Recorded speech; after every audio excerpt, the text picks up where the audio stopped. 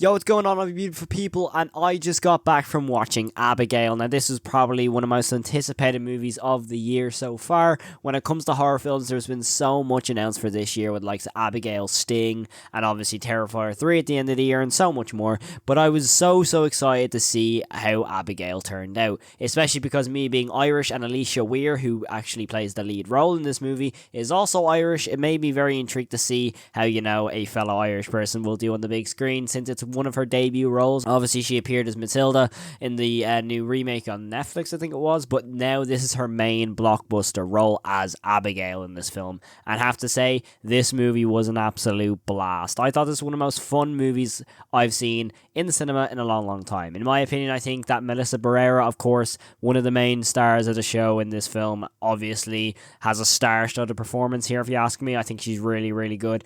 It's really nice to see that, especially with what happened with her and, the whole Scream 7 situation. It's really nice for her to have that sort of movie that, in my opinion, was better than all the Scream remakes. If you ask me, I personally think it was better. That's my opinion.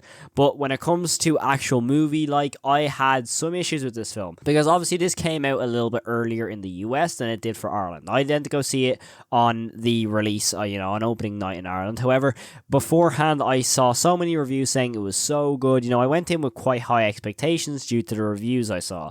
And so when I started hearing that this was a really gory film, really, bloody, full of blood, full of action, and I was kind of confused, because for the first hour or so, for me, I didn't find it that gory. I was like, okay, it's your typical, rated R horror film. However, I was thinking it wasn't that good. I'll be honest, I thought about an hour in, I was like, okay, it's okay. It's probably one of my okay films of the year. However, when it comes to the end of the middle act and into the third act, this film shot up all the way up here for me. Because personally, I feel that Abigail has so much fun with the kills, with everything they do here. And in my opinion, the gore in this film, I'll be honest, I didn't believe it.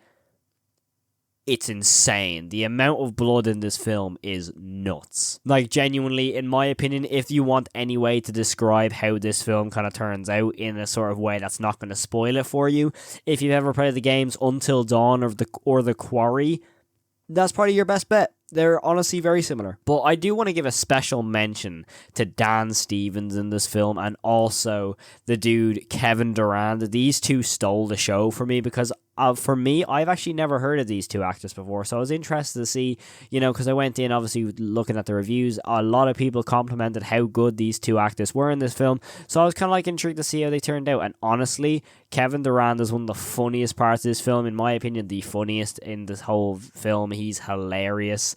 He plays one of the more dumb characters, or in other words, the muscle. He's pretty much the dude who does all the sort of heavy hitting and heavy lifting sort of part of the group.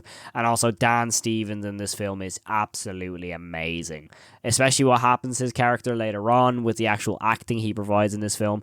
Words can't actually describe how good Dan Stevens is in this film. It is absolutely insane. But basically, a plot synopsis of what Abigail actually is. It's basically, the likes of Melissa Barrera, Angus Cloud, rest in peace. It was really cool to see him in this film, actually, who are all set up in this sort of group, all to kidnap some rich person's daughter.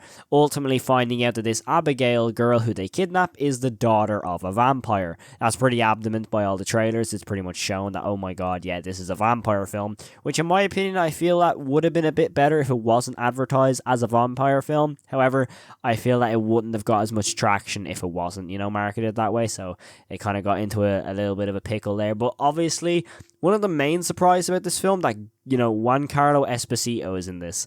The dude who plays Gus in Breaking Bad is in this, which is really insane to me. I did not expect him to be in this whatsoever. But to me, I had so much fun with this film. Abigail is probably one of my favorite films of the year so far. In my opinion, it is not as good as Late Night with the Devil. That is just my opinion. Late Night with the Devil is still holding the number one spot for me right now. I still am yet to see The First Omen and Immaculate. I know I haven't seen those two. I know that's probably really bad, but I'm waiting to see them in the cinemas as well. I'm just waiting and patiently waiting. But yeah, let me know what you think. If you have seen Abigail, let me know what you think of it in the comments below. I'd really appreciate to hear your comments on it. If you haven't seen Abigail and you do go watch it maybe after this review, come back after you've seen it and let me know what you thought of it afterwards. But thank you all so much for watching. I really hope you did enjoy this review, and if you like anything to do with horror on the internet, make sure to hit that subscribe button. That's what we do on this channel. It's just the home of horror. So thank you so much for watching. Have the most amazing day. Stay safe and peace. first shot of this episode. Tammy picks this house. Oh, what about that one?